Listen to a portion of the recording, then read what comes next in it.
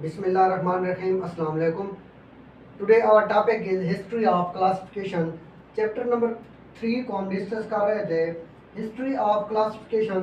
Last lecture के अंदर जो हमने पढ़ा था aims of classification and taxonomy of classification. Then now our topic is history of classification. What is classification, what is history of classification. हमने last lecture के अंदर पढ़ा था classification mean distribution of organism into groups and subgroups and subgroups. This is called classification.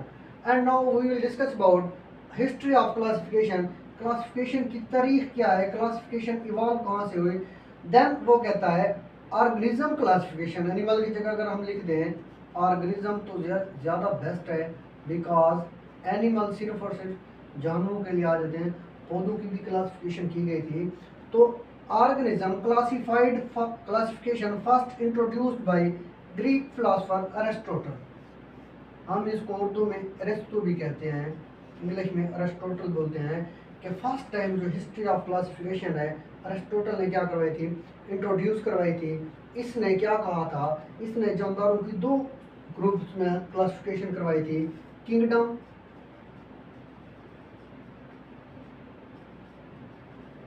Animalia and other one is kingdom Plantae।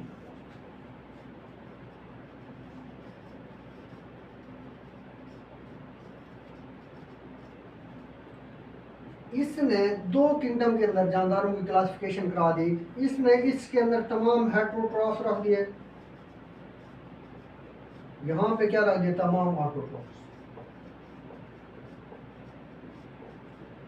ये क्या थी, classification थी अरस्तु की कि इसने जानदारों को सिर्फ और सिर्फ दो बुनियादी ग्रुप्स के अंदर तब्दील कर दिया। 700 के अशरा के अंदर एक और साइंसदान आया, अबू उस्मान उमर अल जहेज। अबू उस्मान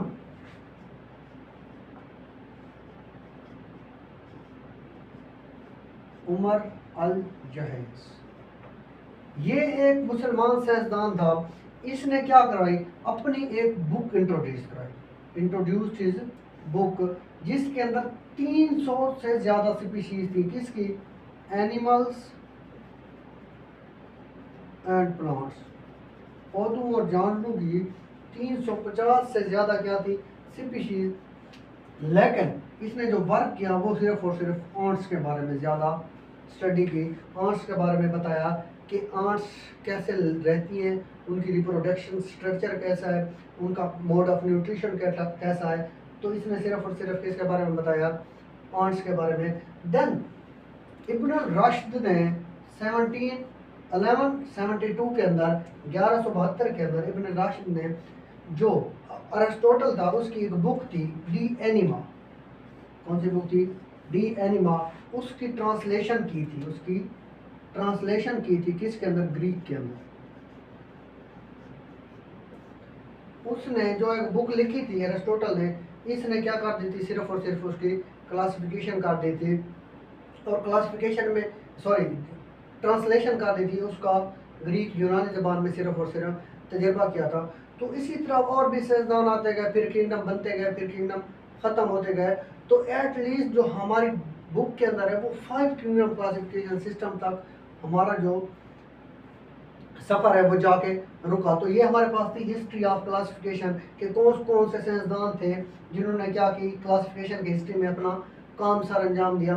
उसके बाद जॉन रे था, बाकी भी कार्लियस लिनियस था, काफ़ी सारे साइंसदान थे जिन्होंने क्या किया, हिस्ट्री ऑफ क्लासिफिकेशन के अंदर अपना अपना काम सर अंजाम दिया। तो ये बेसिक साइंटिस्ट थे जिन्होंने जानदारों के स्पीशीज़ के बारे में बताया कि जानदारों की स्पीशीज़ कैसी होती हैं, मोड ऑफ न्यूट्रिशन कैसा होता है, कौन से जानदार कहाँ पे रखे जाएँ, कौन से जानदार कहाँ पे, कौन से जानदार किस किंगडम में रखे जाएँ, कौन से पौधे किस किंगडम में रखे जाएँ। तो इन्होंने सिर्फ और सिर्फ क्या बयान की थी, इसकी हिस्ट्री। तो अगर आपको इसके रिलेटेड कोई भी क्वेश्चन हो तो कमेंट सेक्शन में पूछ सकते हैं। कल हम इंशाल्लाह 2 किंगडम क्लासिफिकेशन सिस्टम को डिस्कस करेंगे।